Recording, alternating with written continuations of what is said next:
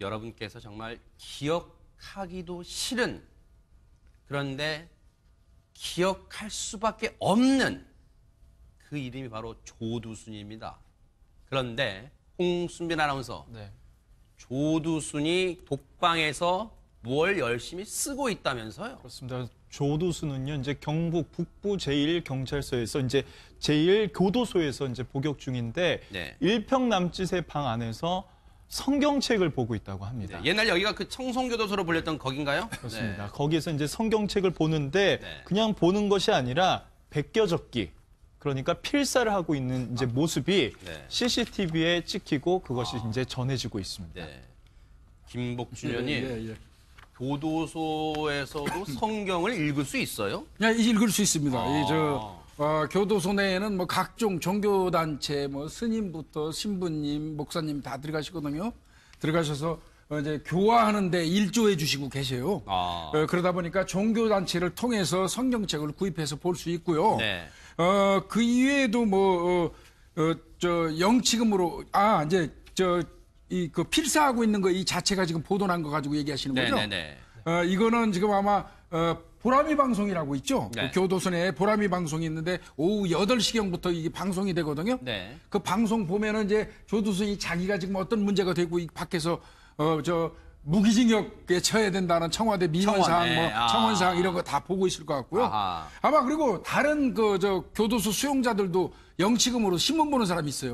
그래요? 네, 신문 보는 사람들이 옆에서 알려줄 수도 있을 거고요. 네. 그런데 저는 지금 보니까요, 올 초부터 했네요. 네. 그러면 얼마 안 됐네요. 이거 필사하는 거. 그러니까요. 근데 성경책 필사들을 참 많이 하기는 해요. 네. 이 수용자들이. 네. 성경책 필사가 대체 무슨 의미인지, 어떤 마음에서 하는지, 그냥 하는 할리우드 액션인지, 아니면 진짜로 회심을 한 건지 모르겠습니다만, 지금 조두순이 독방에서 어떻게 생활하고 있는지, 조두순과 함께 복역을 하다가 출소한 전 수용자가 증언하기로는 이렇습니다.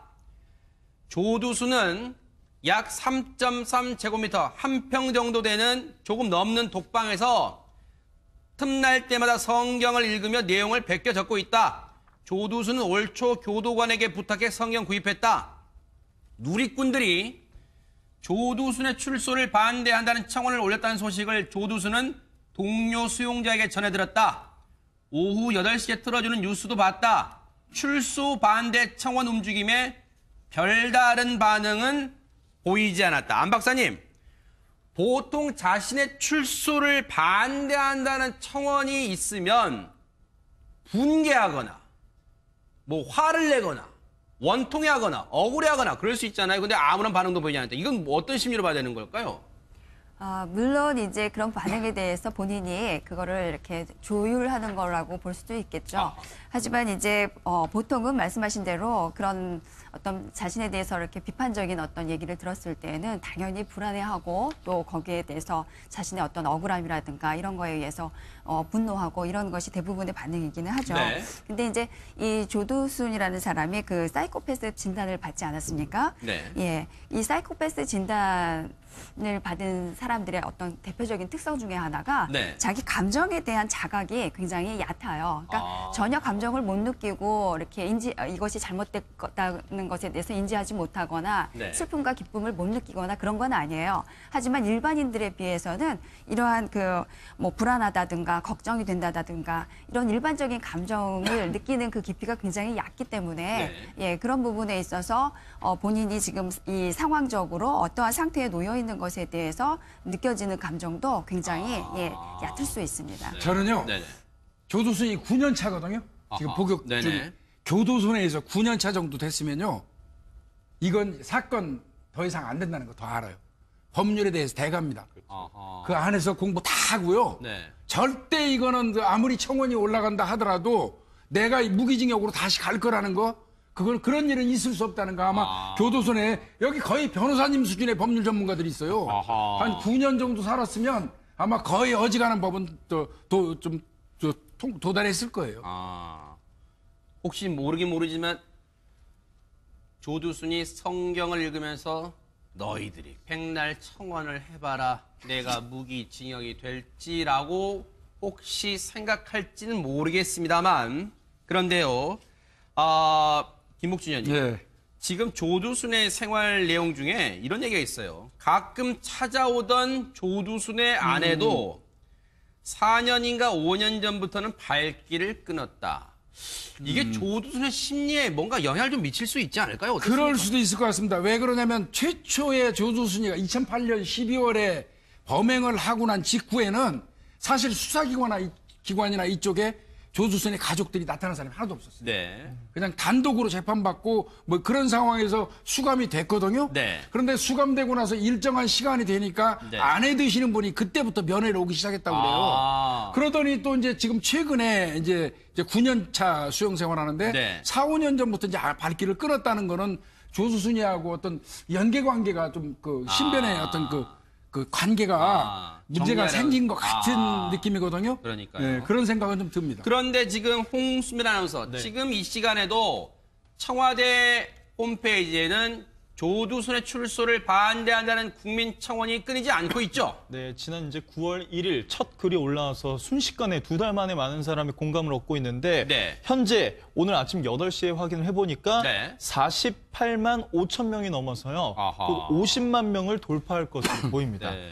사실 이 사실은 이제 조두순도 안에서 이제 다른 수용자, 신문, 뉴스로부터 이런 얘기를 그러니까요. 듣고 있는데 네. 현재까지 이제 아무 반응을 보이지 않고 있다고 하네요. 이 청원은 문재인 정부 들어 여러 가지 청원을 받고 있는 걸로 유명한데 지금 문재인 정부 들어 받은 청원 중에 지금 최다를 기록하고 있습니다. 그런데요, 이 와중에 백성문 변호사님, 사실 조두순도 그 저지른 범행의 끔찍함, 잔혹성에 비해서 형량이 너무 낮다 그래서 비판 많았잖아요. 네, 그렇죠. 그런데 조두순의 형량을 갸웃거리게 만드는 판결이 나왔다면서요? 그러니까 조두순 판결 같은 경우 아주 간단하게 설명드리면 피해 아동이 8살이었어요. 8살이고 그 당시에 현장도 너무 참혹했고 그랬죠.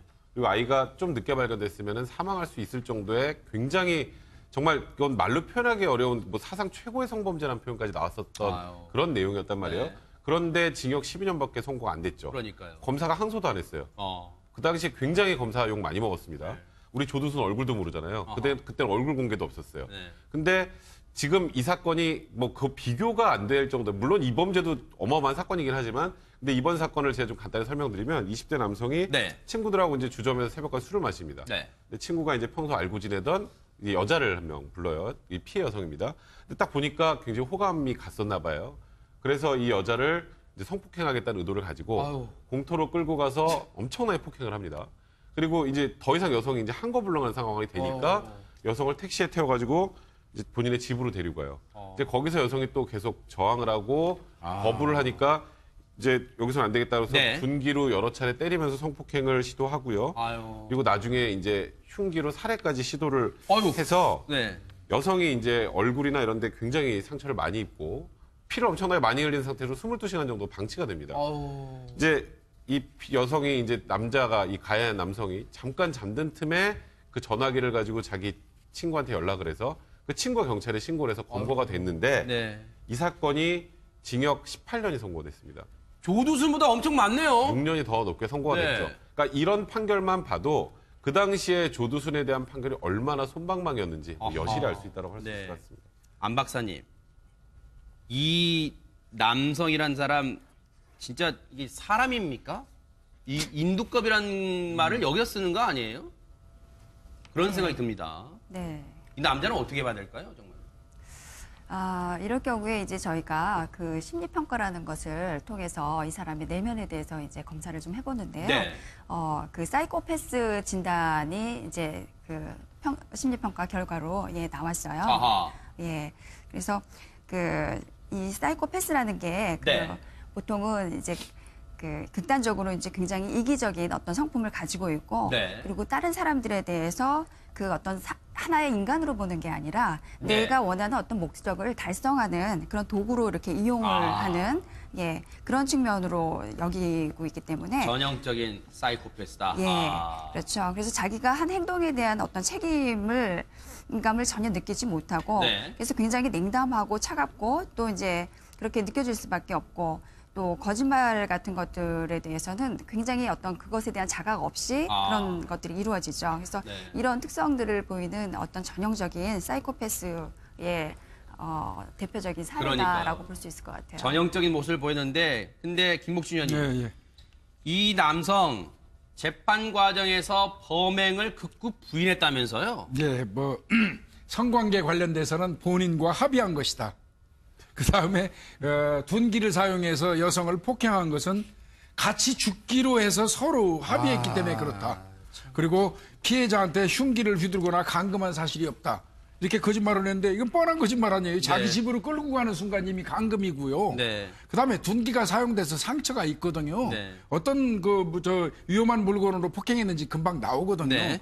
그런데도 불구하고 이렇게 거짓말하는 거 보니까요. 네. 이 사람은 조금 전에 안 박사님 말씀하신 것처럼 전형적인 사이코패스로 보입니다. 네. 이 사이코패스의 그 어떤 특징 몇 가지 얘기하면요. 네.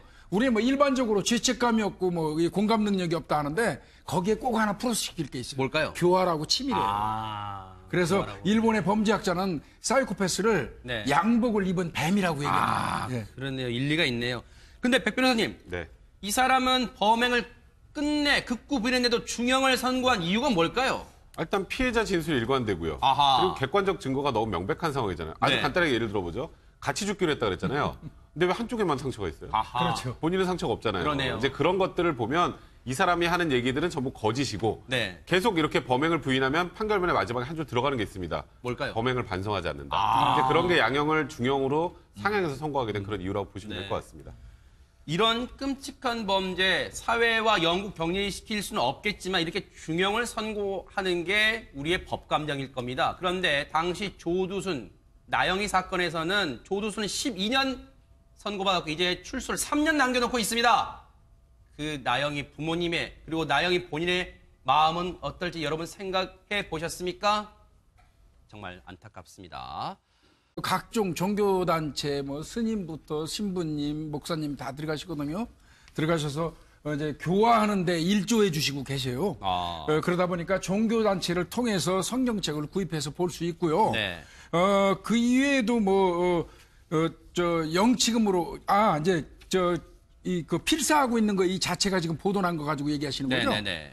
이거는 지금 아마 보람이 방송이라고 있죠. 네. 그 교도소에 보람이 방송이 있는데 오후 8시경부터 이게 방송이 되거든요. 네. 그 방송 보면은 이제 조두순이 자기가 지금 어떤 문제가 되고 이 밖에서 무기징역에 처해야 된다는 청와대 민원사항, 청원에, 청원사항 이런 거 다 보고 있을 것 같고요. 아하. 아마 그리고 다른 교도소 수용자들도 영치금으로 신문 보는 사람이 있어요. 아, 그래요? 예, 신문 보는 사람들이 옆에서 알려줄 수도 있을 거고요. 네. 그런데 저는 지금 보니까요, 올 초부터 했네요. 네. 그러면 얼마 안 됐네요. 이거 필사하는 거. 그러니까요. 근데 못 느끼고 이렇게 이것이 잘못됐다는 것에 대해서 인지하지 못하거나 네. 슬픔과 기쁨을 못 느끼거나 그런 건 아니에요. 하지만 일반인들에 비해서는 이러한 불안하다든가 걱정이 된다든가 이런 일반적인 감정을 느끼는 그 깊이가 굉장히 얕기 때문에 예, 그런 부분에 있어서 본인이 지금 이 상황적으로 어떠한 상태에 놓여 있는 것에 대해서 느껴지는 감정도 굉장히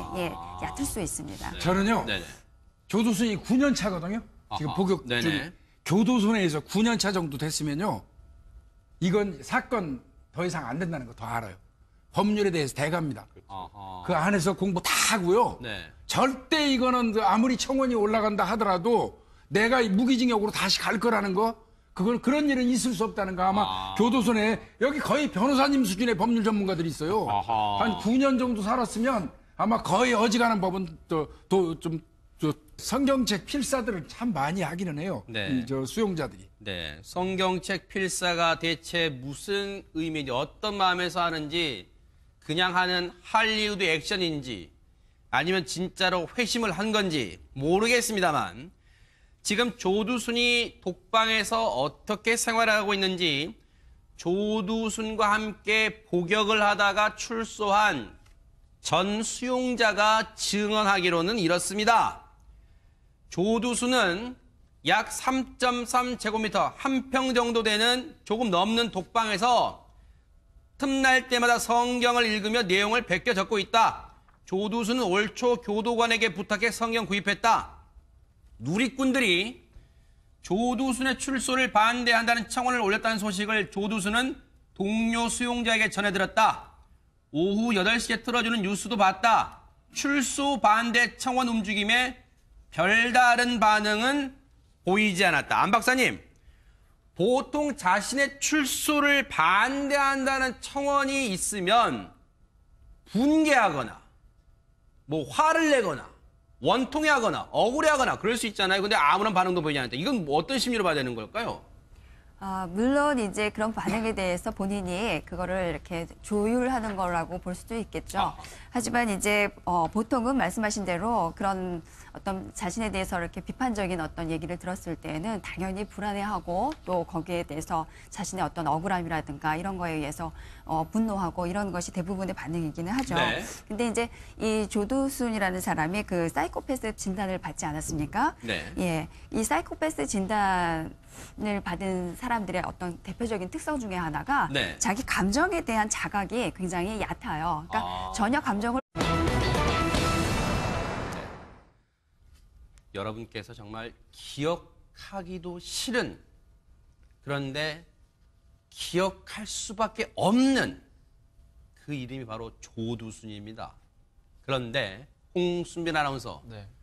조두순이 독방에서 뭘 열심히 쓰고 있다면서요? 그렇습니다. 조두순은요, 이제 경북 북부 제1경찰서에서 이제 제1교도소에서 이제 복역 중인데 네. 일평 남짓의 방 안에서 성경책을 보고 있다고 합니다. 네, 옛날 여기가 그 청송교도소로 불렸던 거긴가요? 그렇습니다. 거기에서 이제 성경책을 보는데 네. 그냥 보는 것이 아니라 베껴적기, 그러니까 필사를 하고 있는 이제 모습이 네. CCTV에 찍히고 그것이 이제 전해지고 있습니다. 네. 김복준 의원님, 예.